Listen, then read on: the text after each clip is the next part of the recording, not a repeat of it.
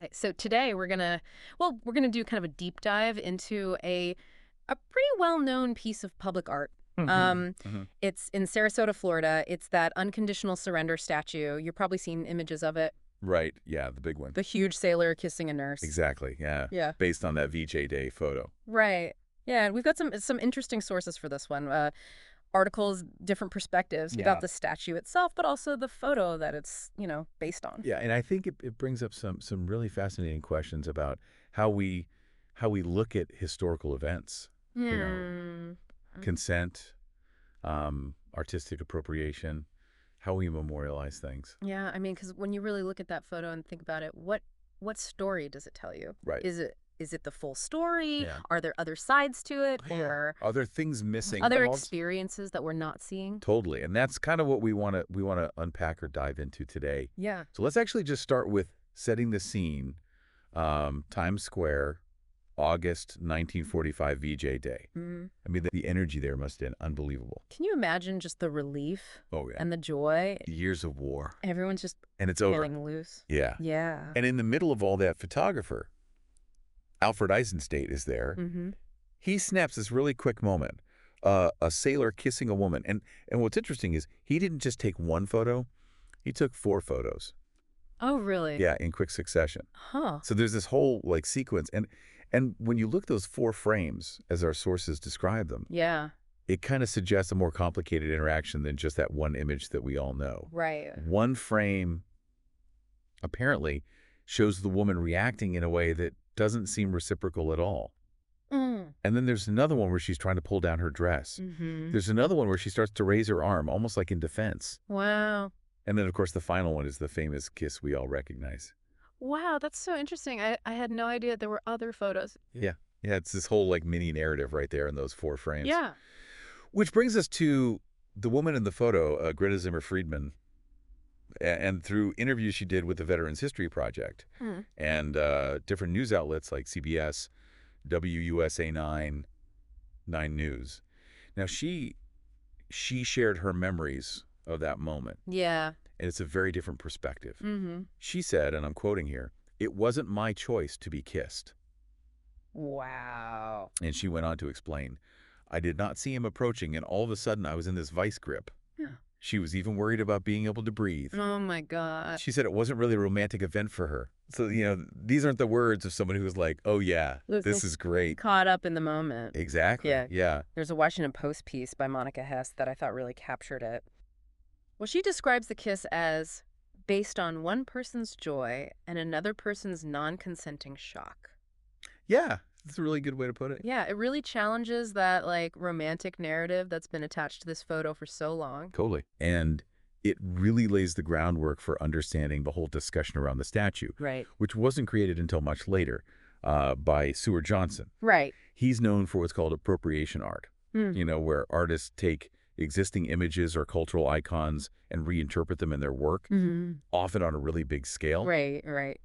Our sources even mention his connection to Jeffrey Koons, who does a lot of work with popular culture. Yeah. So anyway, a temporary version of Johnson's Unconditional Surrender was in Sarasota. It was made of styrofoam. Styrofoam. Yeah, just a temporary thing as part of like an outdoor art exhibition. Oh, okay. And this is where the local connection comes in. Okay. The World War II veteran from Sarasota named Jack Curran. He had a really deep connection to the photo and what it meant to him, especially in relation to his late wife, Margaret, who loved the image. Oh. So as a tribute to her and his fellow service members, he decides to buy a permanent large-scale version of the statue for the city. Wow. So it was really like a personal thing for him. Yeah. Dr. Larry Thompson was the president of Ringling College Art and Design at the time, and he really helped make it happen. Mm-hmm.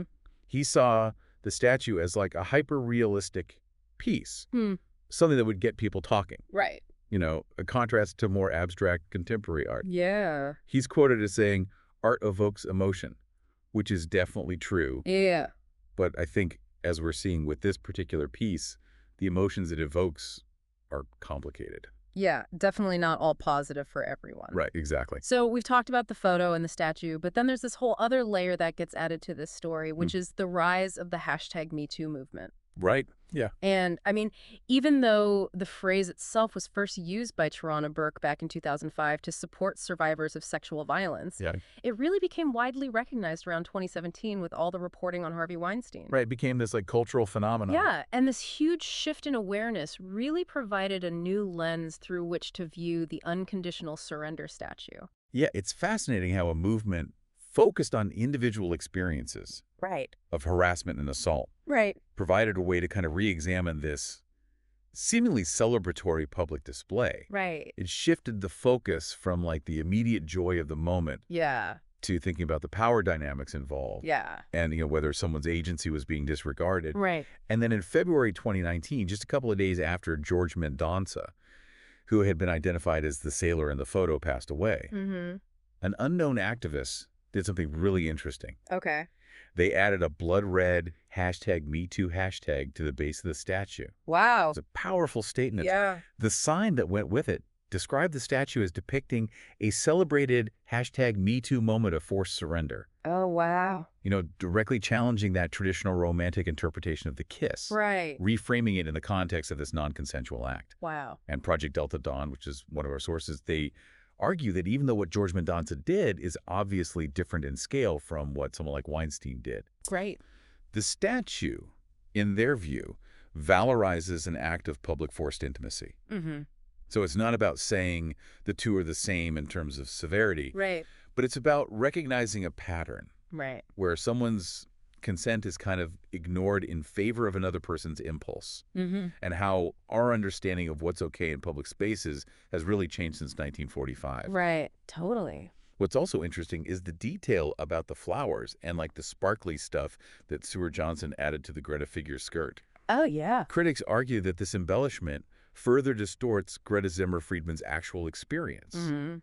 It makes her seem more willing or even flirtatious when she herself said it wasn't like that at all. Right. So it's understandable that there's been a lot of reaction to all of this in Sarasota. Yeah. I mean, some people, even politicians, they don't want this statue removed or even contextualized. Right. They see it as a symbol of patriotism or love of country. Mm-hmm. Our sources even use terms like cultural coast and unwoke to describe this perspective. Yeah. It's interesting. But as Project Delta Dawn points out, loving America shouldn't mean ignoring or misrepresenting its history. Right. They argue that the statue, as it stands now, makes a mockery of the values we often associate with the greatest generation. Mm-hmm. Honesty, respect, if it's based on an inaccurate portrayal of events. Right. So they suggest either putting up a sign explaining the full story Yeah. or considering removing the statue altogether. Mm-hmm. It shows just how divided people are on this issue. Yeah, totally. This whole thing really brings a lot of different people into focus. Yeah, it does. I mean, you've got George Mendonça, the sailor, whose action was captured in this world-famous image. Mm-hmm. Alfred Eisenstate, the photographer who took the picture, Right. although maybe not the full story, as we've seen. Right. Stuart Johnson, the artist, who turned that photo into this massive sculpture, Yeah. adding his own interpretations along the way. Right. Jack Curran, the veteran who brought the statue to Sarasota, Mm-hmm. and Dr. Larry Thompson, who helped make that happen. Yeah. It's also interesting to see how perspectives have shifted over time, like Kelly Kirshner, a former mayor who, now knowing more about Greta Zimmer Friedman's experience, wishes the statue could be removed. Yeah. And then you have people like Congressman Vern Buchanan, who pushed for the statue to stay, Right. and City Commissioner Hagen Rode, who our source material doesn't paint in a very favorable light. Yeah.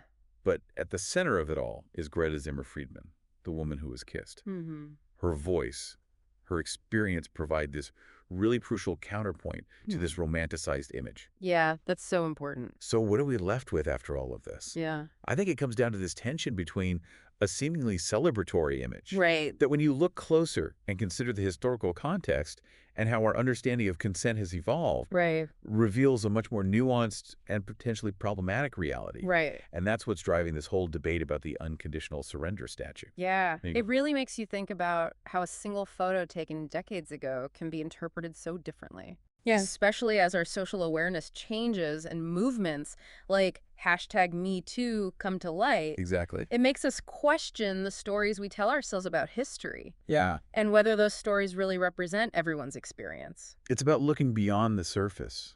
Yeah. and asking deeper questions. Yeah. It's so important. It leaves us with a lot to think about. It does. Like, what responsibility do public artworks have in portraying history accurately and ethically? Mm-hmm. And how should communities deal with monuments that bring up such strong and conflicting emotions? Yeah, that's a big question. It's complicated. Yeah, There are no easy answers, right. but it's crucial to keep having these conversations. Absolutely, because they shape how we remember and learn from the past. Exactly. Well, this has been a fascinating deep dive. Yeah, it's been really thought-provoking. It has. Thanks for joining me for this one. Of course, thanks for having me. And to all of you listening, thanks for joining us on the deep dive. We'll see you next time. See you later.